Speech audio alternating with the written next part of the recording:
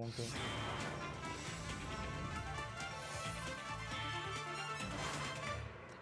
Estamos de regreso con más informaciones ahora en el análisis internacional y nos acompaña el ingeniero José Blando Castillo. Ingeniero, buenos días, bienvenido.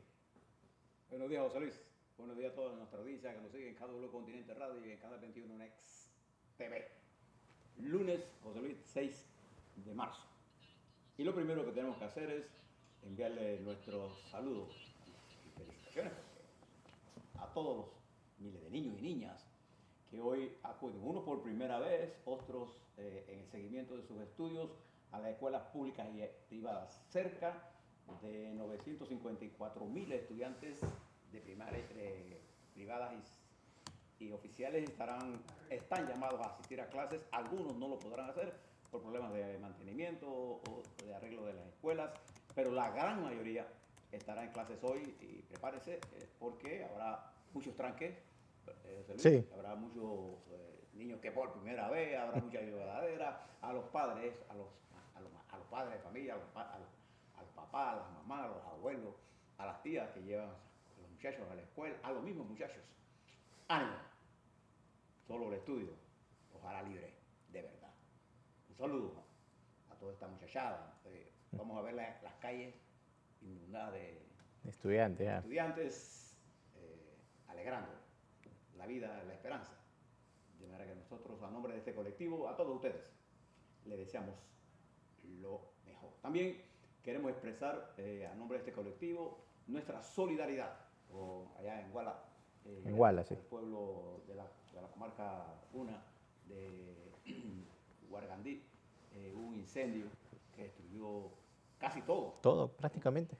Y estamos llamando a que la solidaridad se necesita ropa, zapatos, hamacas, víveres enlatados, todo lo que usted pueda ayudar a los hermanos de Guargandí. Allá están esperando nuestra solidaridad. Hay diferentes centros, hay diferentes instituciones, políticas, no políticas, gubernamentales, privadas, que están recogiendo para mandar allá. Sí, porque fue un incendio, ingeniero, que devastó prácticamente todo y dejó a más de 100 familias sin nada, y ya el gobierno ha llegado a realizar esa ayuda. Ahí estamos viendo las imágenes de lo que ocurrió el día viernes en horas de la tarde. Un incendio de gran magnitud donde ha dejado a más de 100 familias que lo han perdido prácticamente todo. Dentro de los enseres que se están pidiendo, alimento seco, leche en polvo, en Tetra Pak, ropa de niños, de adultos también, pero que estén en buen estado. También están pidiendo útiles escolares. Como sabemos, hoy inicia el periodo escolar. Estos niños y los jóvenes no podrán retornar a clases hasta que todo se arregle en este punto, ingeniero. Bien, vamos a darle a ustedes el escenario global para que usted vea las cosas que a nosotros nos están afectando en ese mundo en la que nosotros somos parte de una parte integral. Recuerde que nosotros somos la comunicación entre dos de los más grandes océanos de este planeta Tierra.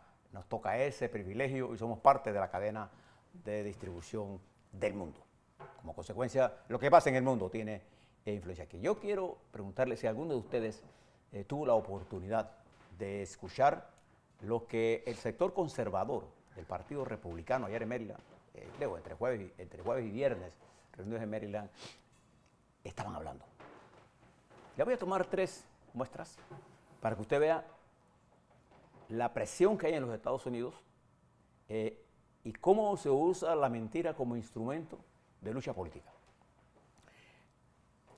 La representante republicana Marjorie Taylor Greene acusaba a Ucrania, a Zelensky en particular, de querer utilizar la juventud y los jóvenes norteamericanos para morir en Ucrania. El presidente Zelensky jamás ha dicho que quiere jóvenes norteamericanos allá. Eso es falso lo que dijo ella. Así como es falso la gran cantidad de cosas que esta representante de la Cámara de Representantes republicana dijo en sus intervenciones allá en esa conferencia. Me llamó la atención las palabras de Steve Bannon. Steve Bannon era fue uno de los estrategas de la campaña que llevó a la presidencia Donald Trump. Y Steve Bannon, entre la cantidad de barbaridades que dijo, una de ellas es responsabilizó a la cadena de noticias Fox News, la de mayor audiencia en los Estados Unidos, de ser la responsable por no defender la mentira de que Trump ganó las elecciones. De hecho, durante estos días hemos conocido las opiniones de Murdoch y de una gran parte de la gente que trabaja allí. Ellos sabían en privado que todo lo que estaban diciendo en público con respecto al robo de las elecciones en el 2020 era falso. Y Steve Bannon, en los republicanos, dice, pero el copón de todo esto fue el propio Donald Trump, que cuando interviene se declara el salvador. También ahí habló el presidente de Brasil, expresidente de Brasil, Jair Bolsonaro, que dijo que no estaba terminado su misión en Brasil. Yo creo que lo que dijo ahí va a ayudar a Lula, fíjese.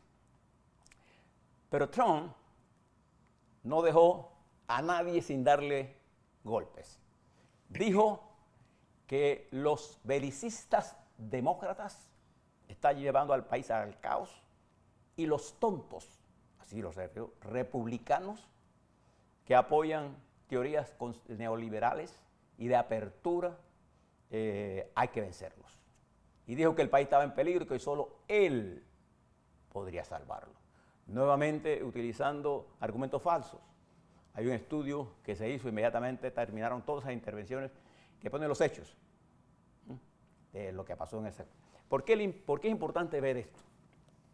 Porque nos da un reflejo, José Luis, de las pugnas internas que hay en los Estados Unidos en caminos diferentes.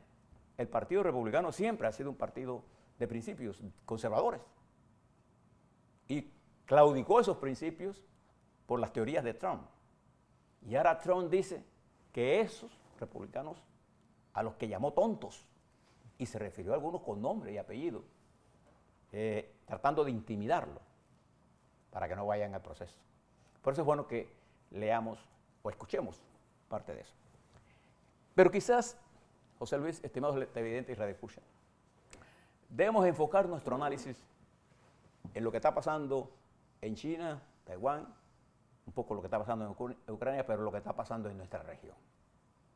Le voy a dar algún resumen de lo que está ocurriendo en nuestra región para que usted vea el grado de inestabilidad que nos están dando los países que son, acuérdense que nosotros históricamente somos parte de Sudamérica. Así, déjeme darle un vistazo.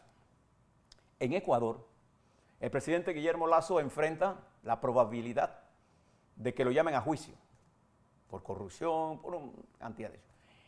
La Asamblea del Ecuador, este fin de semana, escuchó de un informe preliminar y en una votación de 100 a favor, 101 a favor, aprobaron en principio este informe que no es vinculante.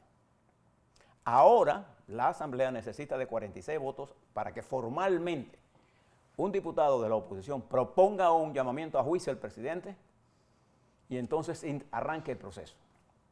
Eso debe ocurrir esta semana, lunes, martes, por ahí. Una vez que eso se dé, el proceso seguirá, tendrá que tardarse, una vez que se apruebe esa resolución formalmente por la Asamblea ahora, entonces eso pasa a la Corte Constitucional, quien deberá calificar si las observaciones que se hacen en los diputados dan pie para un proceso en la Asamblea. De proceder, entonces irá nuevamente a la Asamblea y con 90 votos podrían sacar al presidente de Ecuador. Independientemente de qué sea lo que ocurra, el hecho de que se dé esta probabilidad de juicio, el hecho de que se aprobara por más de 101, que son 11 votos más de lo necesario para votar al presidente, ¿qué ha hecho? Ha aumentado la inestabilidad política, ha aumentado el riesgo político, el riesgo financiero y político del país. El valor de los bonos se han caído, el costo del dinero para Ecuador. Recuerde que Ecuador es una economía dolarizada. Y el peligro de Ecuador es inminente, ¿no? Y esto se aúna a la gran tragedia económica que hay, de la migración que estamos teniendo ahora. Una de las más importantes que pasa por nuestro país es la migración ecuatoriana por Panamá. Presta la atención al desarrollo de estos acontecimientos que están ocurriendo. Bien, vamos a continuar acá. Ingeniero, una escuela bastante bonita, la infraestructura. Eso es parte de lo que debiéramos nosotros dar. Eso es lo que se merecen nuestros estudiantes. Creo que hay un gran esfuerzo en hacer una escuela como esa, la construcción, lo que cuesta hacer una escuela como esa. Nosotros necesitamos hacer un esfuerzo en la remoción de la renovación de la infraestructura escolar. Pero quizás lo más importante, y lo vamos a ver más tarde, a lo largo de este noticiero, está viendo es en la calidad de la educación nuestra. Ahí tiene usted un ejemplo de lo que es la calidad en infraestructura. Tendremos que hacer un esfuerzo para que la calidad en la educación y entender a la dinámica de los niños en primaria, secundaria, entender las cosas sociales que se generan, porque la escuela es un laboratorio de la vida. Claro. Vamos a ver cómo lo entendemos. Y para eso es que nosotros le presentamos a usted lo que está pasando en el mundo, para que usted vea que Panamá tiene esa capacidad que usted está viendo allí, pero necesitamos llevarla a todos lados en el país, en un programa de mantenimiento sostenido y de renovación integral de nuestra infraestructura educativa. Y es por eso que es importante, José Luis, que te estoy pensando en Fernando, miremos lo que está pasando en Colombia. En Colombia, este fin de semana, allá en el área de Caquetá, en San Juan, en San Vicente del Caguán, las llamadas, y digo llamadas porque no hay nada legal, autodefensas campesinas, se tomaron una empresa, la quemaron, mataron a un policía, tomaron presos al destacamento de policía de cerca de 70, 90 policías, en un acto de irrespeto a la legalidad y un reto al presidente. Y las declaraciones de los diferentes funcionarios han sido tan ambiguas que han cuestionado ahora al ministro de Defensa, al ministro de Seguridad, que incluso llegó a decir que benditas las defensas, autodefensas. Eso no existe en la Constitución ni en las leyes. Lo que hay que restaurar el orden, lo que hay que respaldar a la estructura de seguridad, lo que hay que mirar es hacia dónde va Colombia. Porque además de eso, en el transcurso de la semana pasada, el hijo del presidente Petro y el hermano del presidente han entrado en un proceso de investigación y el presidente ha autorizado que investiguen a su hijo. En un proceso político en la que Petro intenta empujar reformas como la sanitaria, por ejemplo, sin los consensos adecuados, ni en su propio gobierno. Y esto añade niveles de inestabilidad política. ¿Y esto qué consecuencia tiene para Colombia? Aumenta el nivel de riesgo país. Y volvemos a lo mismo. Estamos a punto de un incremento de las tasas de intereses globales. Y eso va a tener efecto allá en Colombia. Un país que ha perdido su estabilidad financiera. Preste la atención, eso está al lado de nosotros.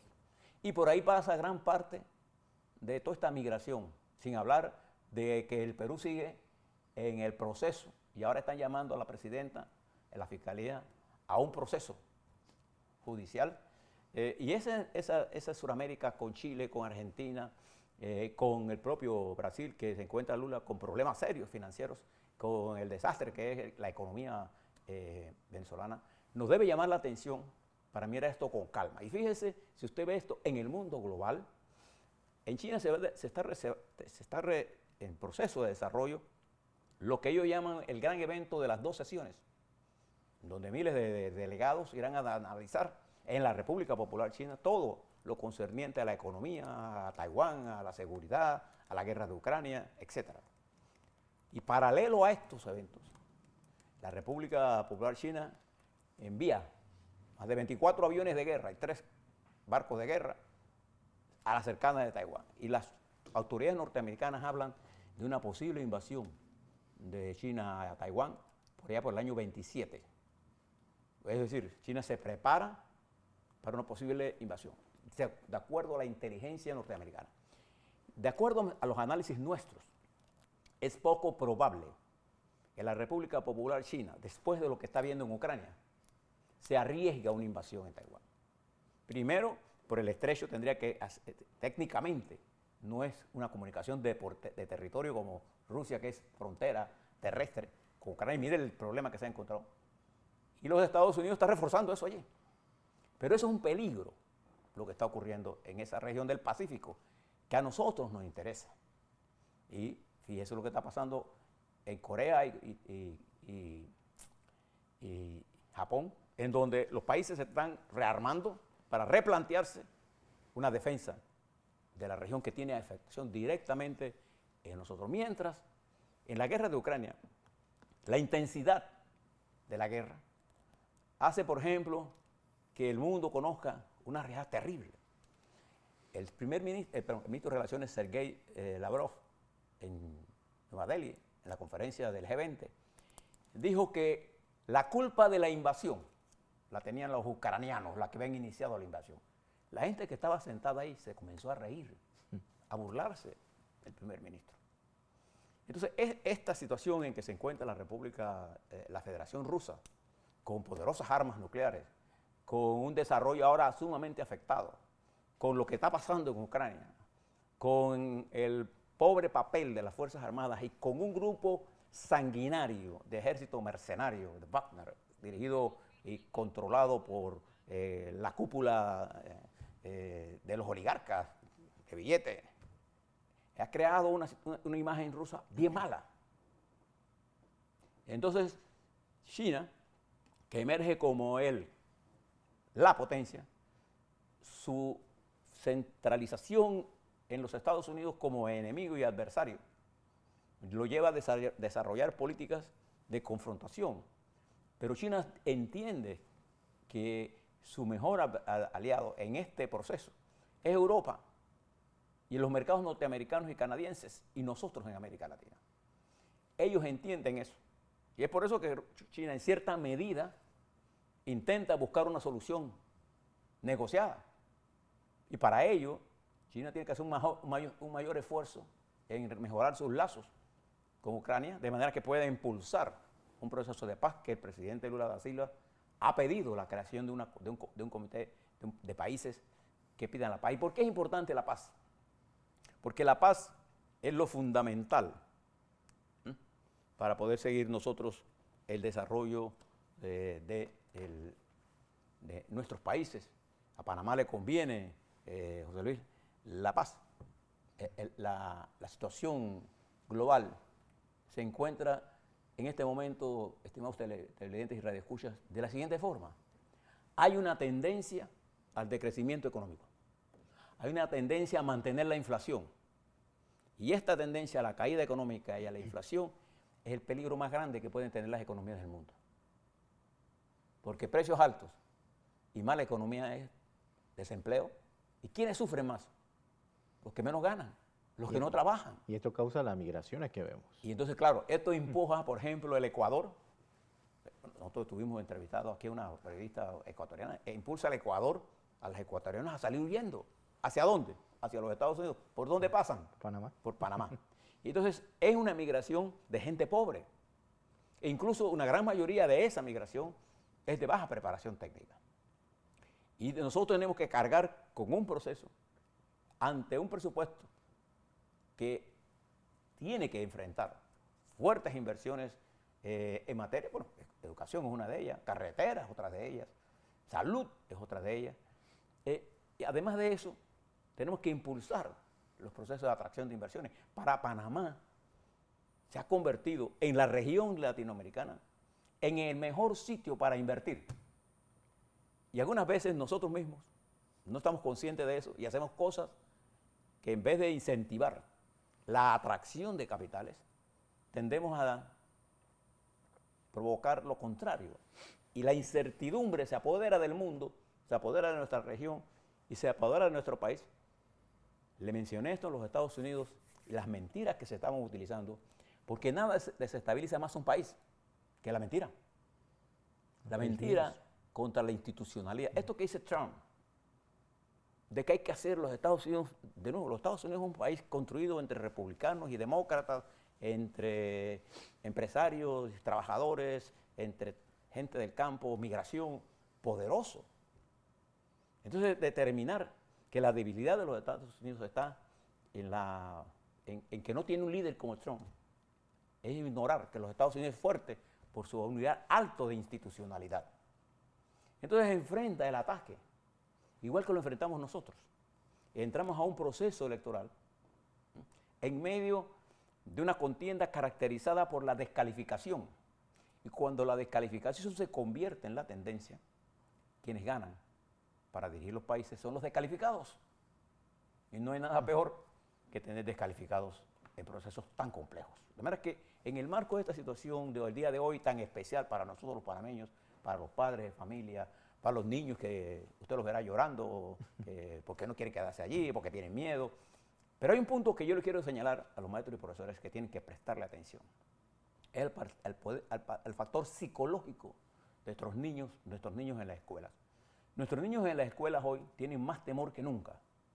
Y ese temor está asociado a la brecha que se ha creado en el nivel de conocimiento para el grado en que están. Por ejemplo, un muchacho que vivió la pandemia y va a primer año ahora, se encuentra con bajos niveles de conocimiento en matemática, en ciencia. Entonces se encuentra con miedo.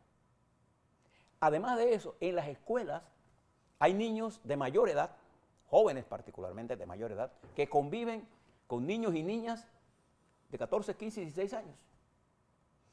Y en unos estudios que nosotros hemos visto, la gran cantidad de niñas embarazadas de nosotros puede ser de ese tipo de relación. Porque los niños más adultos tienen otras necesidades que los niños de 14 y 15 años. Y todos los niños de 14 y 15 años, ustedes han sido padres de familia, algunos están siendo, quieren experimentar cosas nuevas. Entonces nuestros niños se encuentran ante el acoso de realidades nuevas que no teníamos nosotros, droga, sexualidad adelantada, influencias negativas, canciones que fomentan el líbido en los niños y niñas, jóvenes, y padres que quieren ser amigos de sus hijos y no ser padres de familia. Y con un estado en la que ellos miran la televisión y lo que ven es un ataque total de destrucción. Entonces, un problema importante para los maestros que están recibiendo a niños hoy es entender el estado de ánimo de nuestros muchachos. Prestarle atención a ese tema psicológico más que todo.